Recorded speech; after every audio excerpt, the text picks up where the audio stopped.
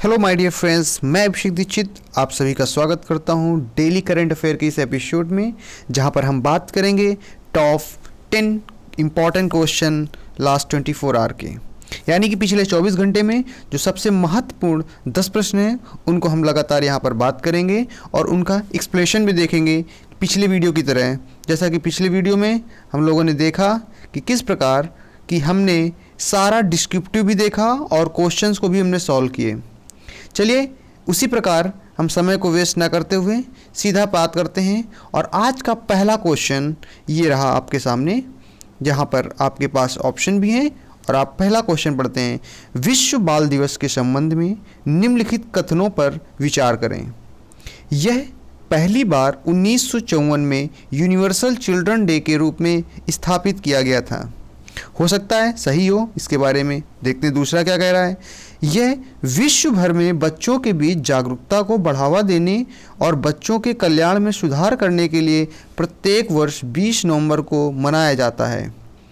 जी हाँ, ऊपर दिए गए कथनों में से कौन सा सही है। अब आपको बताना है कि ऊपर पहला सही है, ए केवल पहला सही है, बी केवल दूसरा सही है, सी पहला और दूसरा दोनों सही है, या ना तो एक सही है और ना तो दूसरा सही है। क्या है, आप इसका जवाब दे सकते हैं कमेंट सेक्शन में। चलिए, इसका सही जवाब है सी, यानी कि इसका सी पहला और दूसरा दोनों सही जवाब हैं। 20 नवंबर को मनाया जाता है और पहली बार 1954 में यूनिवर्सल चिल्ड्रंस डे के रूप में स्थापित किया गया था। आइए जरा सा इसका एक्सप्लेनेशन भी समझते हुए चलते हैं। 20 नवंबर को विश्व बाल दिवस मनाया जा रहा है। बच्चों द्वारा बच्चों के लिए विश्व बाल दिवस यूनिसेफ की वार्षिक कार्रवाई है। तो आपको यहाँ पर एक पॉइंट आपका बन जाता है किसके द्वारा किया गया। दूसरा प्रश्न यहाँ से और क्या बन सकते हैं। विश्व बाल दिवस पहली बार 1954 में यूनिवर्सल चिल्ड्रंस डे के रूप में स्थापित किया गया था, यानी कि 1954। ये आपको थोड़ा सा माइंड में रखना है। और प्रत्येक वर्ष 20 नवंबर को मनाया जाता है ताकि अंतर्राष्ट्रीय स्तर पर एकजुटता, दुनिया भर में बच्चों के बीच जागरूकता और बच्चों के कल्याण में सुधार हो सके, इसलिए दोनों कथनों को सही माना गया है। बड़ा ही अच्छा प्रश्न था। देखते हैं अगला प्रश्न, बड़ा ही महत्वपूर्ण प्रश्न है। चित्रा बनर्जी दिवाकरुणी की नई किताब द लास्ट क्वीन इंपॉर्टेंट है, किस पर आधारित एक उपन्यास है। अब आपको बताना होगा। पहला ऑप्शन है रानी लक्ष्मीबाई, दूसरा ऑप्शन है रानी जिंदल कौर, तीसरा ऑप्शन है रानी पद्मिनी और चौथा ऑप्शन है महारानी चांद कौर। क्या सही जवाब है, आप कृपया कर कमेंट में बताने का कष्ट कर सकते हैं। देखिए, इसका सही जवाब है दूसरा, यानी कि the right answer is B is a right answer. जरा इसका एक्सप्लेनेशन भी हम लोग देख लेते हैं और बड़े ही सिंपल तरीके से हम लोग पूरे 10 क्वेश्चन को सॉल्व करेंगे, जिससे कि हमारा पिछले लगभग 24 घंटे की जो भी घटनाएं हुई उसको कवर अप करेंगे और आपका करंट अफेयर सब कुछ तैयार होते हुए चलेगा। बहुत ही डिस्क्रिप्टिव के रूप में भी हम लोग ले चल रहे हैं और ब्रीफ भी लेकर चलते हैं। देखिए डिस्क्रिप्शन में इसका थोड़ा सा समझते हैं क्या कह रहा है। चित्रा बनर्जी दिवाकरुणी की नई किताब द लास्ट क्वीन रानी जिंदल कौर पर एक ऐतिहासिक उपन्यास है। बहुत सही, पहला तो रानी जिंदल कौर। दूसरा क्या कह रहा है, जिंदल कौर शाही श्वानालय के रख रखाव वाले की बेटी थी और महाराजा रणजीत सिंह की अंतिम रानी थी, इसलिए आपको याद रखना रणजीत सिंह की रानी थी। उनके बेटे दिलीप 6 साल की उम्र में राजगद्दी संभाली और प्रतिनिधि रानी ही बनी रही। यह पुस्तक हार्पर कॉलिंग्स इंडिया द्वारा प्रकाशित की जा रही है और कब की जा रही है, 22 जनवरी 2021 को रिलीज़ की जाएगी। तो ये तो हमारा रहा दूसरा प्रश्न। चलिए तीसरे प्रश्न की ओर बढ़ते हैं और तीसरा प्रश्न ही बहुत ही महत्वपूर्ण है। क्या कहता है तीसरा प्रश्न, देखिए। विभिन्न देशों के 100 से अधिक वैज्ञानिकों ने कोविड-19 की टीकों के बारे में गलत सूचना के मुद्दे से निपटने के लिए हाथ मिलाया है। ये वैज्ञानिक किस पहल के तहत एक साथ आए हैं। एक्चुअली में हो क्या रहा है, कोविड-19 के दौरान लगातार पूरे वर्ल्ड में गलत इन्फॉर्मेशन फैल रही हैं, सूचनाएं जा रही हैं। इसको रोकने के लिए 100 से अधिक वैज्ञानिकों ने, यानी कह सकते हैं 100 से अधिक वैज्ञानिक एक साथ आए हैं।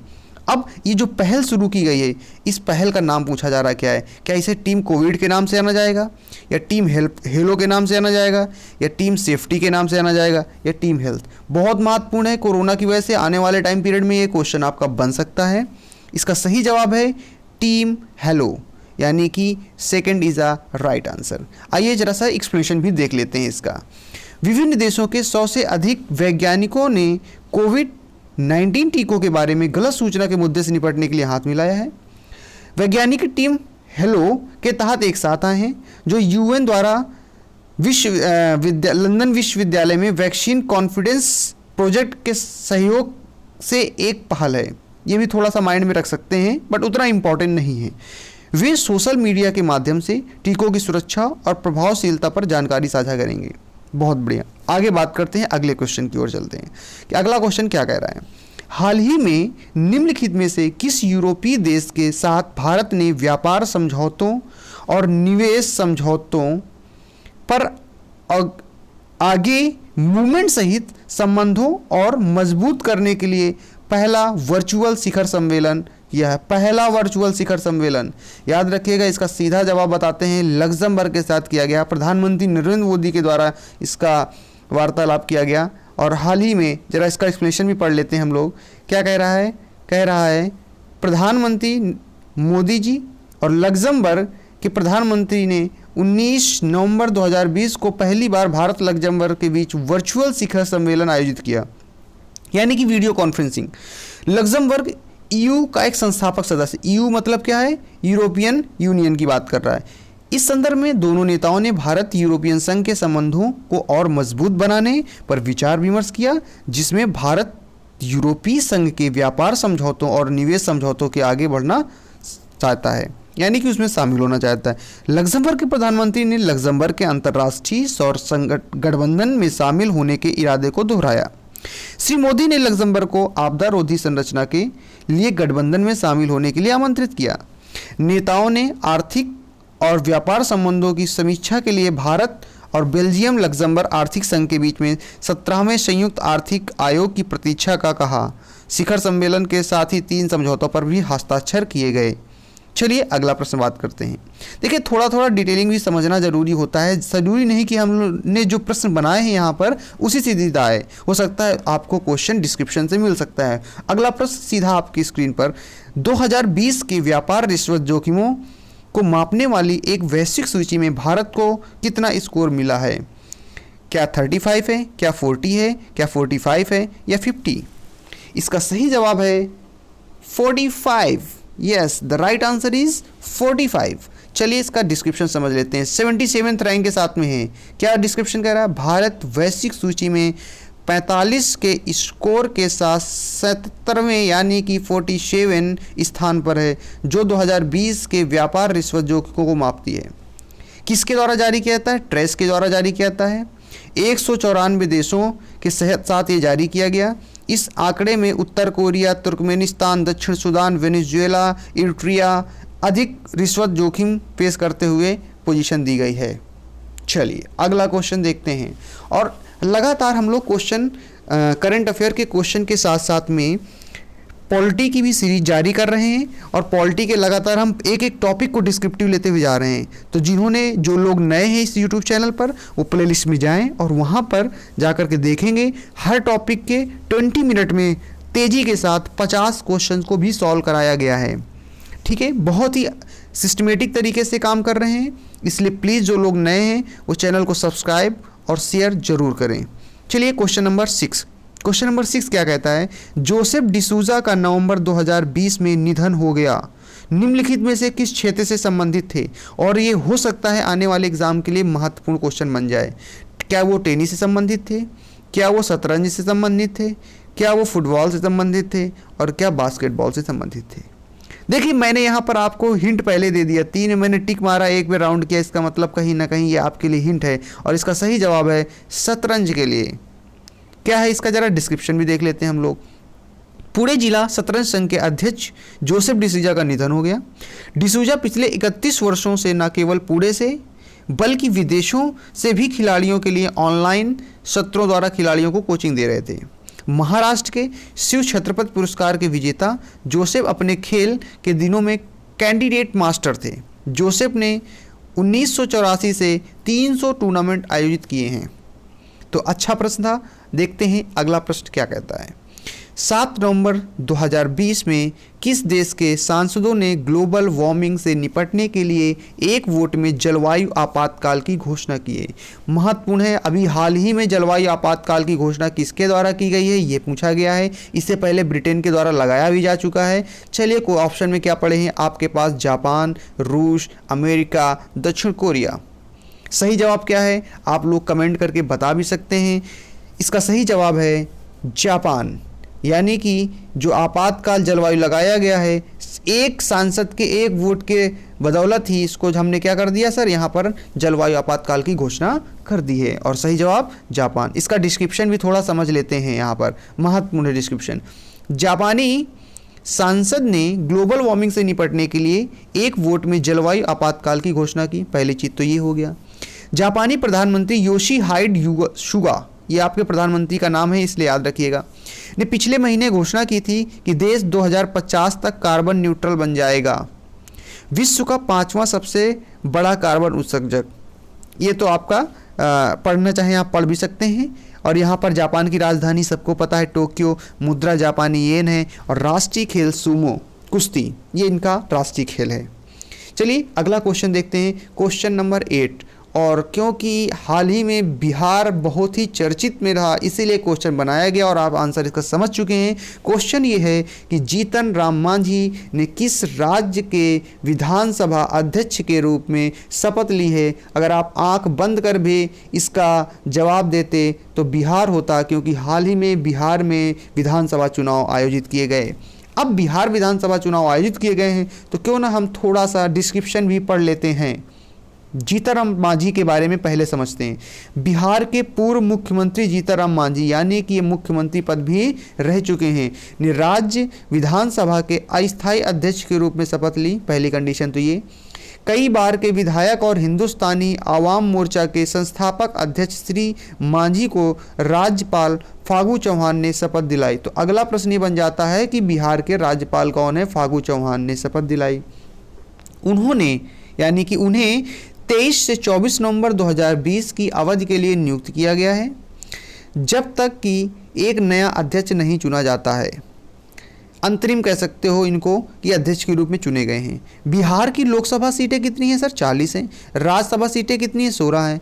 और 2 प्रश्न बन सकते हैं क्योंकि जो राज्य चर्चा में होता है वहाँ से कई बार राजकीय पशु और पक्षी के बारे में पूछा जा सकता है। इसलिए बिहार का जो राजकीय पशु है वो गौर है और घर गौरैया आपका राजकीय पक्षी है। तो इस प्रकार हमने 8वां क्वेश्चन भी कंप्लीट किया और आते हैं क्वेश्चन नंबर 9 पर। नवंबर 2020 में ब्रिटेन के प्रधानमंत्री बोरिस जॉनसन ने घोषणा की कि ब्रिटेन किस वर्ष से पेट्रोल और डीजल वाहन बिक्री पर प्रतिबंध लगाएगा।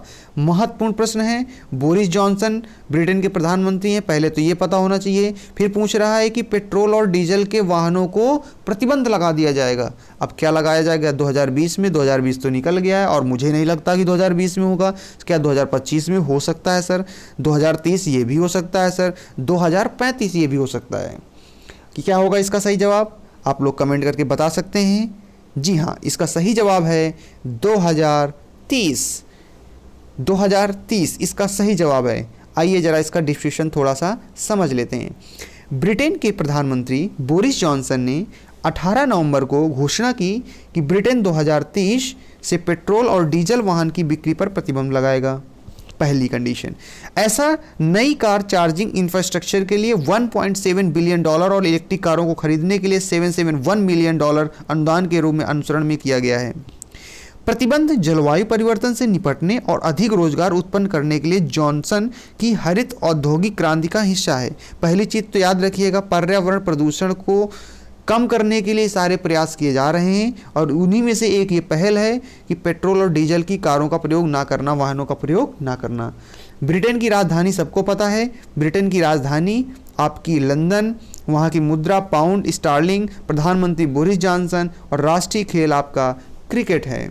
और आज का अंतिम प्रश्न जो आपके सामने ये रहा, किस राज्य में आश्रम शालाओं के लिए शैक्षणिक सत्र 2020 और 21 के लिए एक अनलॉक लर्निंग पहल लागू की गई? इंपॉर्टेंट है, अनलॉक लर्निंग पहल लागू की गई हाल ही में से। ये आपका महाराष्ट्र यानी कि महाराष्ट्र के लिए लागू की गई है। चलिए बात करते हैं सीधा इसके डिस्क्रिप्शन पे। महाराष्ट्र के वर्धा में आश्रम शालाओं के लिए शैक्षणिक सत्र 2020-21 के लिए एक अनलॉक लर्निंग पहल लागू की जा रही है। पहला तो हमें ये पता होना चाहिए अनलॉक लर्निंग कहाँ, आश्रम शालाओं के लिए किस राज्य में, महाराष्ट्र के वर्धा में।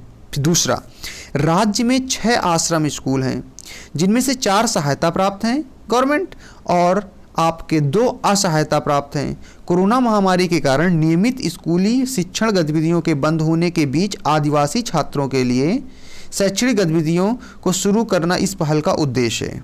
यानी कि इसका उद्देश्य क्या है सर, जो आपके आदिवासी छात्र हैं उनको शिक्षा की ओर दोबारा लाना। मुख्यमंत्री जानते हैं कौन है, उद्धव ठाकरे जी। राज्यपाल कौन है, भगत सिंह कोश्यारी। और आपके जिलों की संख्या 36, लोकसभा सीटें 48 और राज्यसभा सीटें आपकी 19। कल के मैंने करंट अफेयर डेली एपिसोड में एक प्रश्न पूछा था राज्यसभा की सीट कितनी है, जिसमें से एक स्टूडेंट ने बिल्कुल सही जवाब दिया जो 19 सीटें हैं।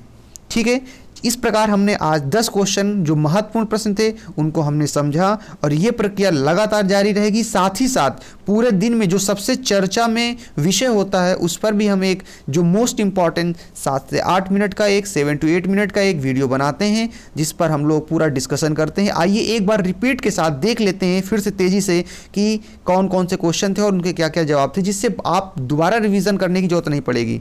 चलिए पहला प्रश्न हमारा क्या था, पहला प्रश्न था विश्व बाल दिवस से संबंधित 1954 में पहली बार मनाया गया, बिल्कुल सही है, और 20 नवंबर को मनाया जाता है, इसलिए इसका सही जवाब क्या था, सी था। इसके बाद हमारा दूसरा प्रश्न था चित्रा बनर्जी की जो उपन्यास है द लॉस्ट क्वीन से संबंधित कौन है, रानी जिंदल कौर है, इसलिए इसका दूसरा सही था। तीसरा क्या था, कोविड-19 में 100 से अधिक वैज्ञानिक जो थे वो एक साथ इकट्ठा हुए, इस पहल का क्या नाम है, टीम हेलो, बी जरा सेकंड इसका सही जवाब था। चौथा क्या था, हाल ही में निम्नलिखित में से किस यूरोपीय देश के साथ भारत ने व्यापार समझौते के लिए अभी वर्चुअल शिखर सम्मेलन आयोजित किया, लक्समबर्ग था, D is the right answer. चलिए अगला क्या था हमारा, 2020 में व्यापार रिश्वत जोखिम मापने वाली वैश्विक सूची में भारत का स्कोर कितना रहा, 45, बिल्कुल सही जवाब। अगला क्या हमारा है, जोसेफ डिसूजा का निधन हुआ, ये किस खेल से थे संबंधित, शतरंज से संबंधित थे। अगला सवाल हमारा, नवंबर 2020 में किस देश के सांसदों ने ग्लोबल वार्मिंग से निपटने के लिए एक वोट में जलवायु आपातकाल की घोषणा की, वो जापान है, बिल्कुल सही जवाब। अगला देखते हैं, जीतन राम मांझी ने किस राज्य के विधानसभा अध्यक्ष के रूप में शपथ ली, और वो है बिहार। अगला प्रश्न देखते हैं, अगला प्रश्न हमारा, नवंबर 2020 में ब्रिटेन के प्रधानमंत्री बोरिस जॉनसन ने घोषणा की कि ब्रिटेन किस वर्ष से पेट्रोल डीजल वाहन पर प्रतिबंध लगाएगा, और वो 2030 यानी कि 10 वर्षों बाद। अगला हमारा और आखिरी प्रश्न, किस राज्य में आश्रम शालाओं के लिए शैक्षणिक सत्र 2020 और 21 के लिए अनलॉक लर्निंग पहल लागू की जा रही है, और वो है महाराष्ट्र। तो इस प्रकार हम लोगों ने पूरे के पूरे 20 मिनट के अंतराल में लगभग हम लोगों ने 10 क्वेश्चन को पूरा डिस्क्रिप्शन के साथ पढ़ा, और अगर आप इसी तरह करंट अफेयर पढ़ते रहेंगे तो आपको कोई भी डाउट नहीं होगा, और आशा करते हैं आपको अच्छा लगा होगा, और अच्छा लगा है तो आप प्लीज़ लाइक कमेंट शेयर ज़रूर करें और अपने दोस्तों को बताएं। ये मेरी नई पहल है और हम चाहते हैं कि ज़्यादा से ज़्यादा लोगों तक पहुँचे। मिलते हैं अगले एपिसोड में, तब तक के लिए नमस्कार, जय हिंद, जय भारत।